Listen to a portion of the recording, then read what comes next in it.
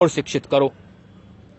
ये जितने आप जिन्हें आप शिक्षित कह रहे हो ना, ये शिक्षित नहीं है, ये तो पढ़े लिखे हैं।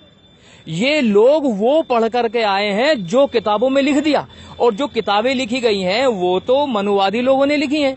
आप ये बताओ, किताबों में भगत सिंह मिल जाएगा, उधम सिंह नहीं मिलता।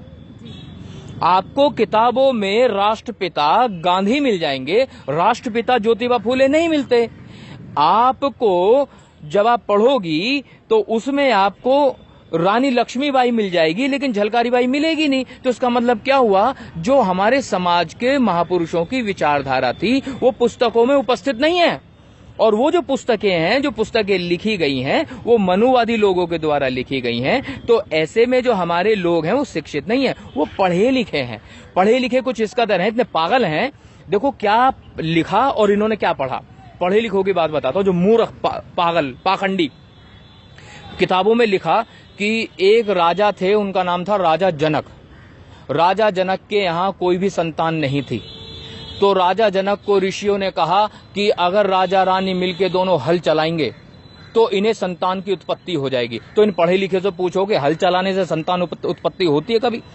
उन्होंने मान लिया नहीं, ये ठीक बात है, एकदम सही कह रहे हैं। और राजा रानी हल चलाने लगे। अब वो हल चला रहे थे, हल चलाते चलाते वो हल एक जगह अटक गया। बड़ा जोर लगाया, हटा ही नहीं। फिर वहां गड्ढा खोदा तो देखा कि उसमें एक मटका निकला, घड़ा। अब घड़ा निकाला तो देखा घड़े में कन्या भी है। अब घड़े को फोड़ के कन्या निकाल ली और उस कन्या का नाम रखा गया सीता। और जितने भी ये पाखंडी पढ़े लिखे घूम रहे हैं, इन सब लोगों ने स्वीकार कर लिया। लेकिन मैं तो पागल हूं ना, मेरी बुद्धि में नहीं आया। मैं अपने आप से सवाल पूछ रहा हूं कि बच्चे अब खुदाई में निकलेंगे? बच्चे ना हो गए, ये हड़प्पा संस्कृति के खुदाई में निकलने वाली चीजें हो गई। बच्चा ना हो गया आलू हो गया, बच्चा ना हो गया मूली हो गया, जो खुदाई में निकल रहा है। इतनी मूर्खता, इतना पागलपन। ऐसे ही ये वो है जो इन्होंने लिख दिया और हम लोगों ने पढ़ लिया। ये बाकायदा लिखी हुई है किताबों में, इन मूर्खों ने लिखी है। एक कहानी और लिखी इन्होंने। एक ऋषि हुआ करता था, उसका नाम था ऋषि दुर्वासा। अब वो कुंती जहां रहती थी, कुंती राजा की बेटी थी, तो आए वहां, तो कुंती ने बड़ी सेवा करी उसकी। अब जब सेवा की तो वो कहने लगा, ऋषि बेटी मैं तेरे को मंत्र देकर जाऊंगा, और मंत्र ऐसा है जैसे वो मंत्र पढ़ेगी तो जिस देवताओं को तो बुलाना चाहिए आ जाएगा। तो ठीक है साहब, दे दो। उसने मंत्र दे दिया। अब किसी को कोई नई चीज मिले तो बड़ा खुश होता है, उसका इस्तेमाल करके देखे। नया मोबाइल आए तो मन करता है बार बार उसके बटन दबाए, तो उसे भी नया मिल गया वो। अब उसने वो मंत्र पढ़ दिया। मंत्र क्या पढ़ गया, वो तो ऐसे स्मार्टफोन हो गया कि विजेट खुल गए। बताओ कौन से देवता को बुलाना है? इंद्र को बुलाना है, वायु देवता को बुलाना है, वरुण को बुलाना है। अब उसने गलती से सूर्य देवता को बुला लिया। अब सूर्य देवता वहां प्रकट हो गए। सूर्य देवता आकर कह रहे, मतलब सूर्य, ये जो सूर्य दिख रहा है, सूर्य वहां पर आगे कह रहे हैं बता बेटा क्या चाहिए। जी भाऊजी मैं तो वैसे ही बुला रही थी, मैंने तो वैसे ही मंत्र पढ़ना, वैसे कुछ नहीं। अब तो मैं आ गया, मैं तुम्हें कुछ दे के जाऊंगा।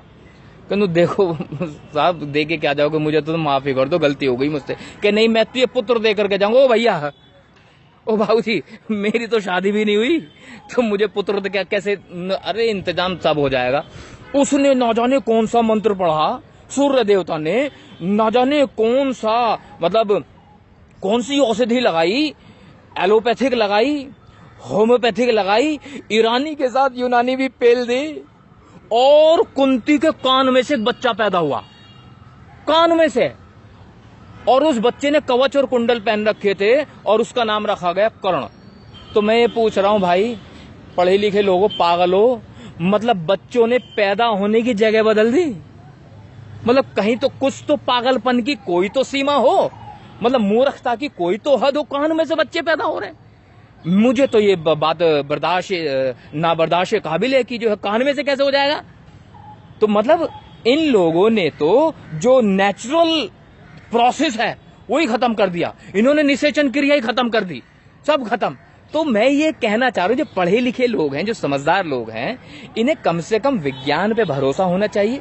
इन्हें भरोसा होना चाहिए अपनी मस्तिष्क पर, क्योंकि बुद्ध ने कहा है किसी बात को इसलिए मत मानो कि वो किताबों में लिखी है, किसी बात को इसलिए भी मत मानो कि जो है बड़े बुजुर्ग कह रहे हैं, किसी बात को इसलिए मत मानो कि आसपास की दुनिया कह रही है, किसी बात को इसलिए मानो कि आपकी बुद्धि की कसौटी पर सही उतरती तो मान लो, और अगर बुद्धि की कसौटी पर सही नहीं उतरती तो मानना बिल्कुल मूर्खता है।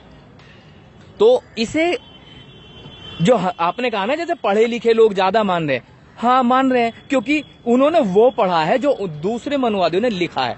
तो मैं ये कहना चाह रहा हूं, जिस दिन हमारे देश में महात्मा ज्योतिबा फूले को पढ़ाया जाएगा, भगवान गौतम बुद्ध को पढ़ाया जाएगा, माता सावित्रीबाई फूले को पढ़ाया जाएगा, पेरियार ईवी रामास्वामी नायकर को पढ़ाया जाएगा, सरदार उधम सिंह को पढ़ाया जाएगा और बाबा साहब को पढ़ाया जाएगा, संत शिरोमणि कबीरदास को पढ़ाया जाएगा, संत शिरोमणि रविदास को पढ़ाया जाएगा, संत शिरोमणि तुकाराम को पढ़ाया जाएगा, संत गाड़गे को पढ़ाया जाएगा, तब कहीं जाकर के इस समाज में परिवर्तन की आप उम्मीद कर सकते हो। क्योंकि अभी जो पढ़ा लिखा समाज है केवल वही पढ़ रहा है जो लिखा गया है। अभी तो हमारे समाज में लिखने वाले ही पैदा नहीं हुए। मैं तो निवेदन करूंगा आपके चैनल के माध्यम से, जितने भी अपने आप को विद्वान समझते हो कि लिखना शुरू करो, इतिहास बदलो। इस देश का जो सच्चा इतिहास है वो सबके सामने आना चाहिए, ताकि हमारे समाज के लोगों को हमारे महापुरुषों की विचारधारा के बारे में पता लग सके।